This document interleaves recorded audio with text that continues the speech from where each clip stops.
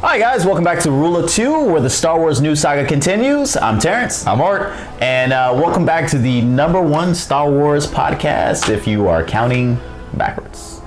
All right, so as everybody who watched the Super Bowl knows, that the Solo teaser came out, and then on Good Morning America, the actual full official teaser trailer, partial, maybe, kind of, sort of, closer to a full trailer came out.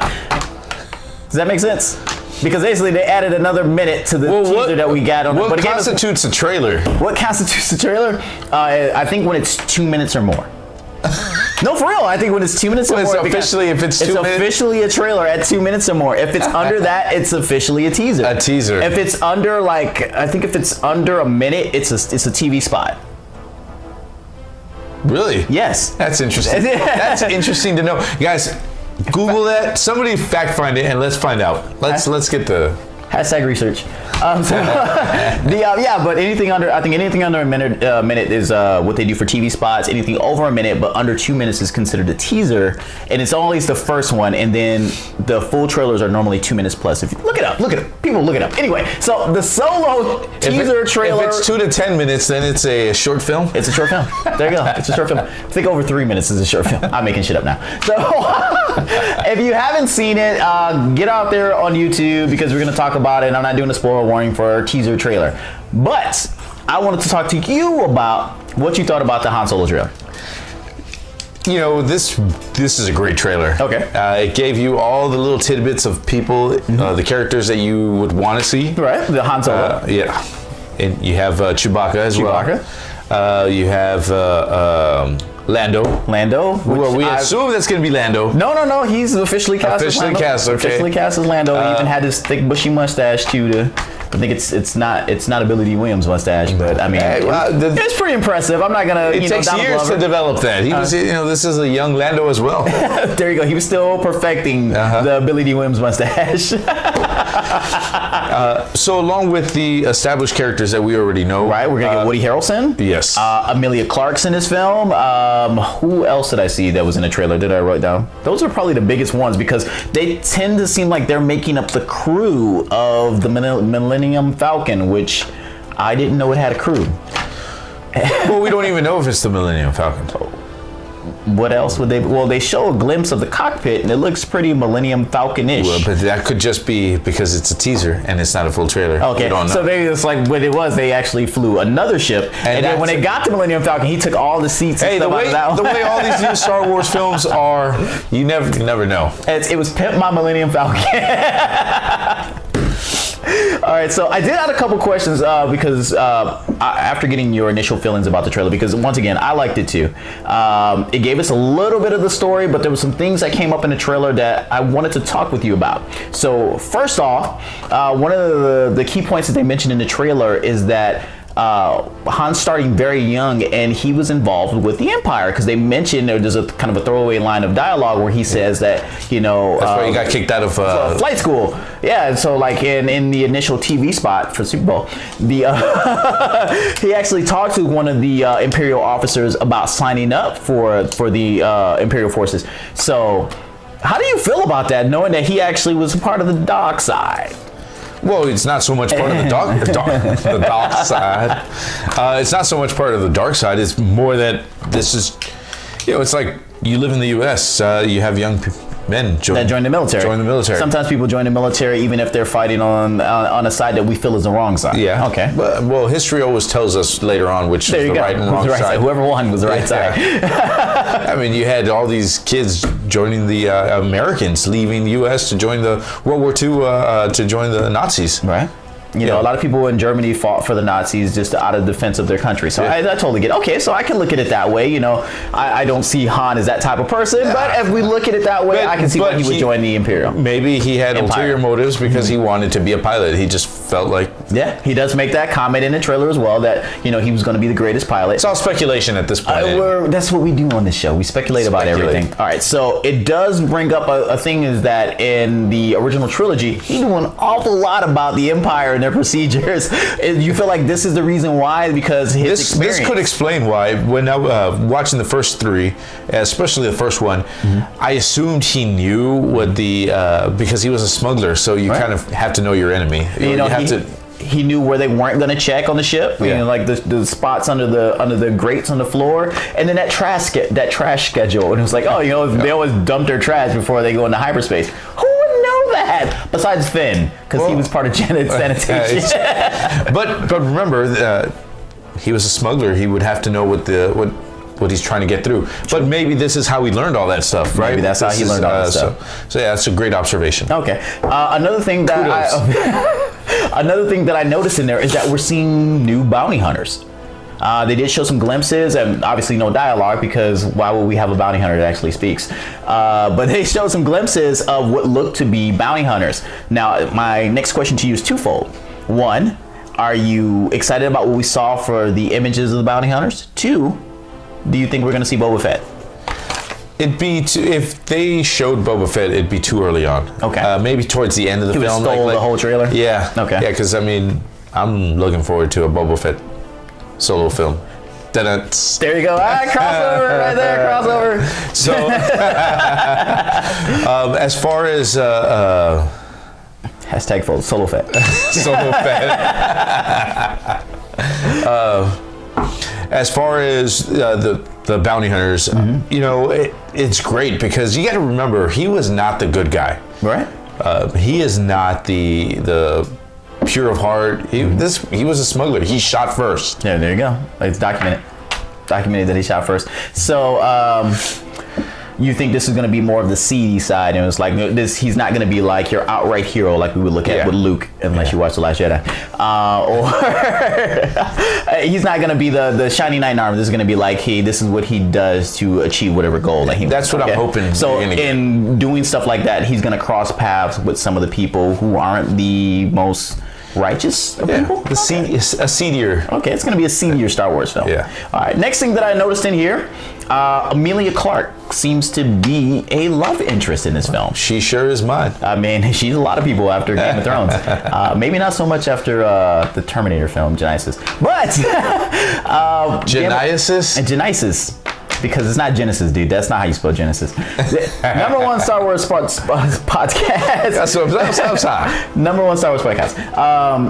How do you feel about her being a love interest when, for all we've known for 8 movies so far, Leia? Yeah.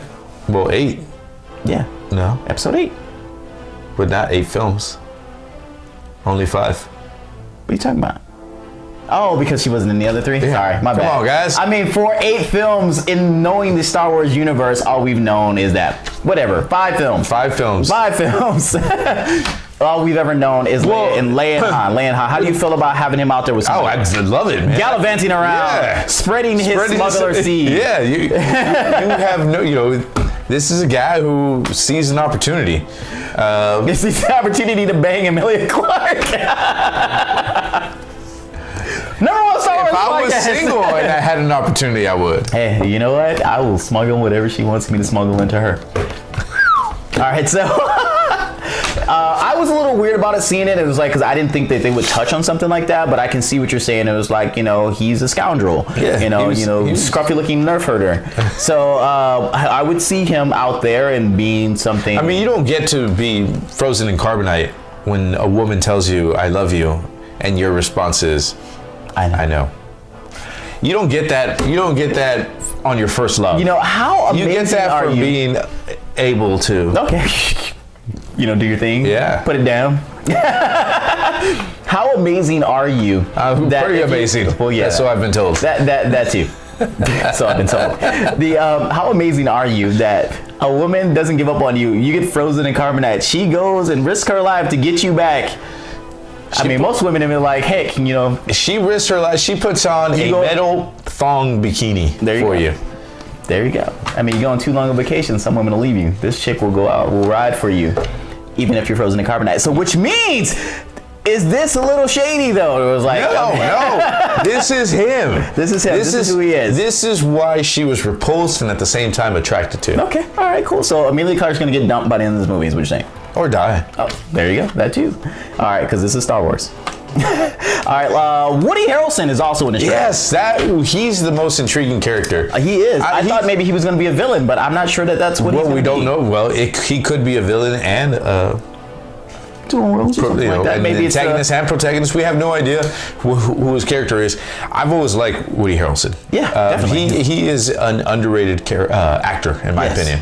He almost all his films, he just seizes his character. Yeah. So this will be another interesting one.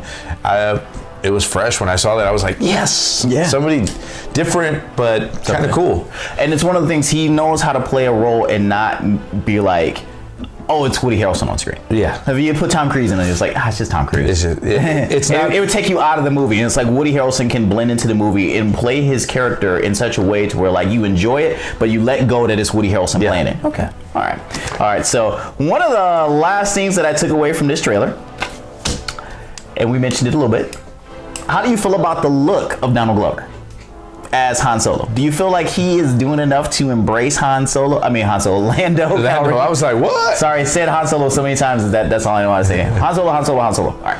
Do you think he's doing enough to embrace Lando Calrissian? There's only so much you can do. I mean, he's working on his sweet perm. He ain't got the length yet, you know. But he's getting there. He's getting there. He's getting there, and he's getting the mustache coming out. You know, these are all young people. Look at the pictures that you had 20 years ago. Well, you probably look the same. I look the same. He does. I don't age. Beautiful. Well, or you looked really old when you were younger. That too. I'm catching up. Benjamin Button in this. A reverse Benjamin Button? Reverse Benjamin Button. That's how it works. So that would be a regular aging process.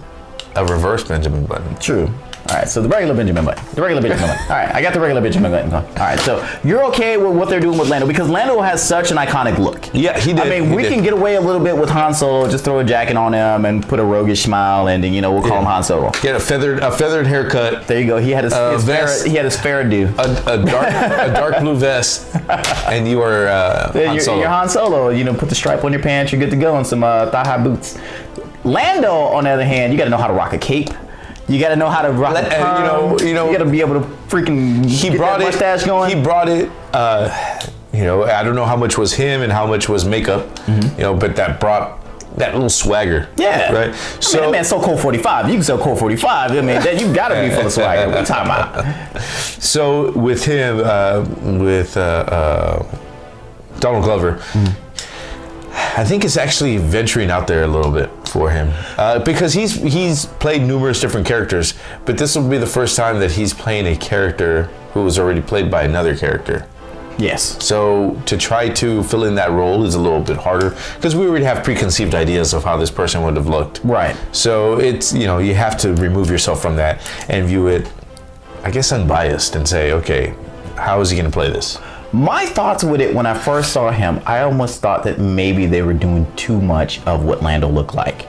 I wanted them to give me a dip. I mean, obviously, like I said, they couldn't do the perm and stuff like that because, like I said, you need Billy D. Williams to pull off that perm.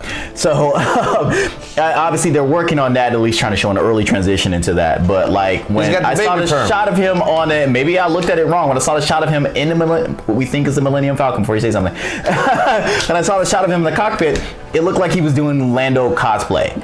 I was like, it's too much. It's like, did Lando only have one outfit? Is that all he can wear? Was that his smuggler outfit? His roguish outfit, his debonair suave outfit. It's like, dude, come on. Black people change clothes all the time. We can't even wear the same shoe 2 times a day.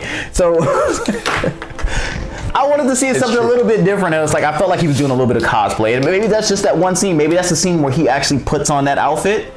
And then that's what they're just trying to show us. Maybe that's always his look. Maybe that's always his look. And I'm giving Lando too much credit.